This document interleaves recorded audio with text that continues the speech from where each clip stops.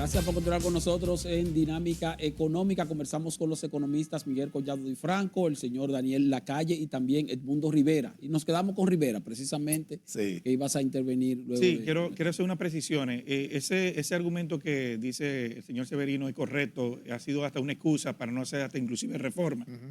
Pero yo quiero partir de algo más anecdótico, pero que va a entender la sociedad dominicana.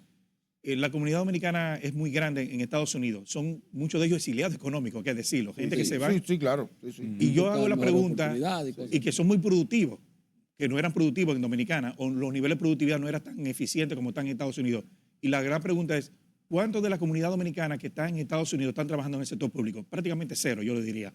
Muchos de ellos son emprendedores, muchos de ellos son generadores de riqueza y mandan su riqueza a República Dominicana. Ahora, ¿por qué el sector público lo vemos en la dimensión como asociado con el gasto corriente, que no se puede reducir porque puede afectar la paz social? Por la falta de oportunidades que hay. Muchas de esas personas, si bien hay un rol importante del clientelismo político, pero también muchas de esas personas entran en el sector público como un mecanismo de resguardo porque saben que no tienen oportunidades en el sector privado, por decirlo así, generando la productividad que se necesita. El punto es que ese mismo dominicano, cuando emigra a Estados Unidos, lo primero que quiere es ser emprendedor, quiere tener su propio negocio. Inclusive yo hice un análisis sociológico con otros analistas, sobre todo de Estados Unidos. Descubrimos que el dominicano es emprendedor por naturaleza. Y lo vemos. ¿Por qué? Porque cuando tú ves la sociedad de Guatemala o El Salvador o de México, cuando van a Estados Unidos trabajan en sectores primarios, agropecuarios, servicios. Pero el dominicano, cuando va a Estados Unidos, su objetivo es tener su propio negocio.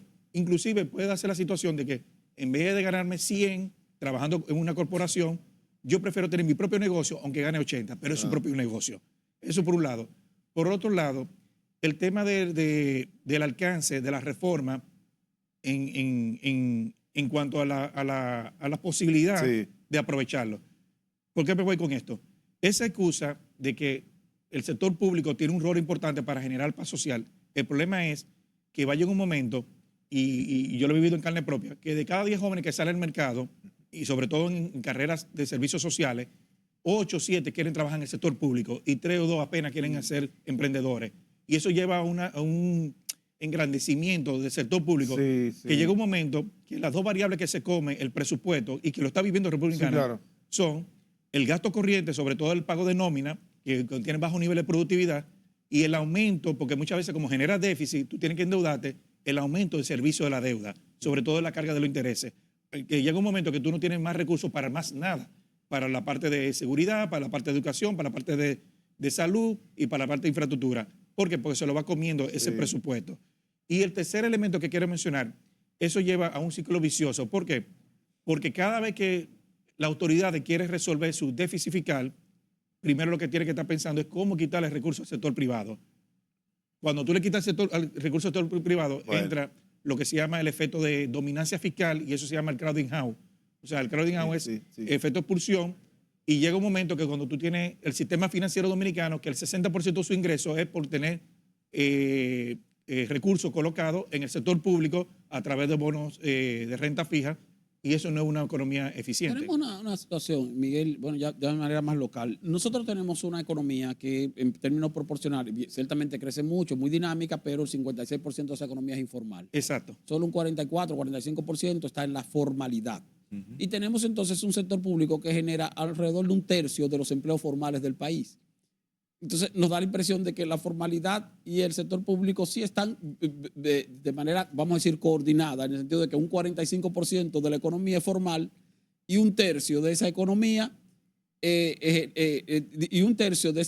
formal quizás la compone el Estado en cuanto a generación de empleos, y al mismo tiempo es el equivalente a un tercio de la economía formal lo que recauda el Estado como presión tributaria, como si esa parte informal solamente existiera para mostrar el crecimiento de nuestra economía y no necesariamente la generación de riquezas hacia la formalidad de esa economía. Por el tema de la informalidad, ¿cómo entonces hacer una reforma que sea, vamos a decir, efectiva en términos integrales si tenemos un 56% de esa economía donde sacaríamos los recursos en informalidad? No sé si decía Miguel. Miguel iba a decir. Le dejo la oportunidad. Perfecto. Sí, pero uno de los problemas. Pero quería decir. No, adelante la calle. No, adelante, no. vamos. Uno de los problemas, y además de los más injustos que hay, es el argumentario de, como hay economía informal, le tengo que subir los impuestos a la formal, ¿no? Esto es el fracaso de Grecia, el fracaso de Portugal antes de la crisis.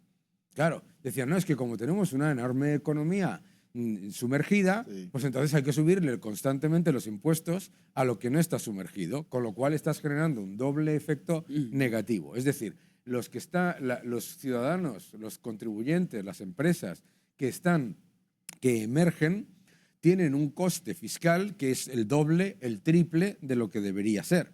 Es que eso no se, ese no, por lo tanto, el objetivo de una reforma fiscal no puede ser utilizar como cajeros automáticos a los ciudadanos, a los contribuyentes, a las empresas que ya están contribuyendo. Tiene que ser ampliar las bases atrayendo a la economía sumergida. La economía sumergida no emerge con una fiscalidad confiscatoria. ¿Por qué? Porque estás compitiendo contra cero. No tiene ningún sentido, por lo tanto, plantear que se le van a dar una serie de aparentes beneficios fiscales a los que no pagan ningún impuesto, porque si no pagas ninguno, pues qué tontería vas a generar. Por lo tanto, lo que hay que hacer es, lo primero, elevar esas bases. Y una vez que se consigue que esas personas y que esos contribuyentes, que esas empresas estén dentro de lo que es el engranaje estatal, a partir de ahí hay que hacer una amnistía fiscal a las microempresas para que se les permita pasar a la economía reglada.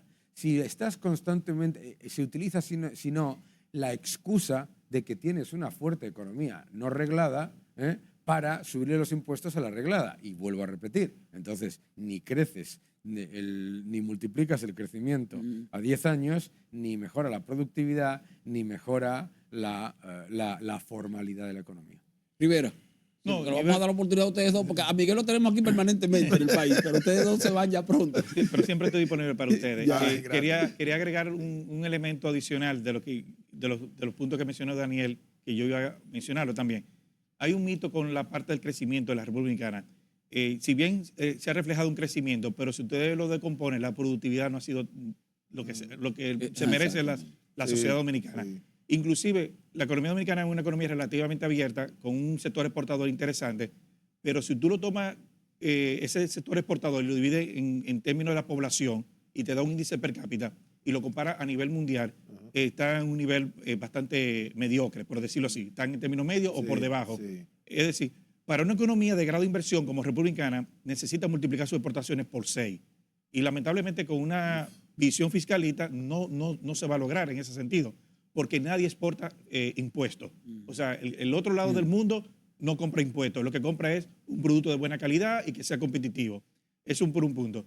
Y el segundo punto que quiero mencionar, cuando hablamos del sector informal, siempre pensamos que son gente que están malévola o son gente criminales. Y yo creo que son víctimas del sistema muchas veces, víctimas del sistema, a tal punto que inclusive, ¿quién no quiere bancarizarse? ¿Quién no quiere tener un préstamo hipotecario? ¿Quién no quiere tener un préstamo de vehículo? El problema es, y ahí habla de las reformas de la tercera, cuarta generación, que menciona mucho, CRES, es cuando tú tienes un sector informal que quiere formalizarse, le gustaría que las reglas de juego, por ejemplo, el mercado laboral, de permisología, de tramitología, lo que tiene que ver los costos de capitales, sean accesibles a esa persona entrar en el sector formal.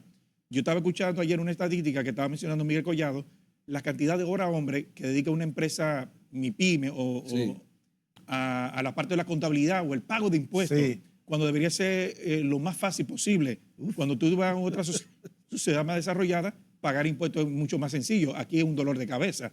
Eso hace que la informalidad, yo creo que la informalidad existe porque el sistema lo provoca. No es que uno nace de la noche a la mañana y decir, yo quiero ser informal. No creo que sea ese el escenario. Reto para estas reformas. No es así. Y acotar por último que precisamente la reforma del CRES ha sido siempre, y ustedes lo saben, enfocada en ese punto de reducir los incentivos a la informalidad.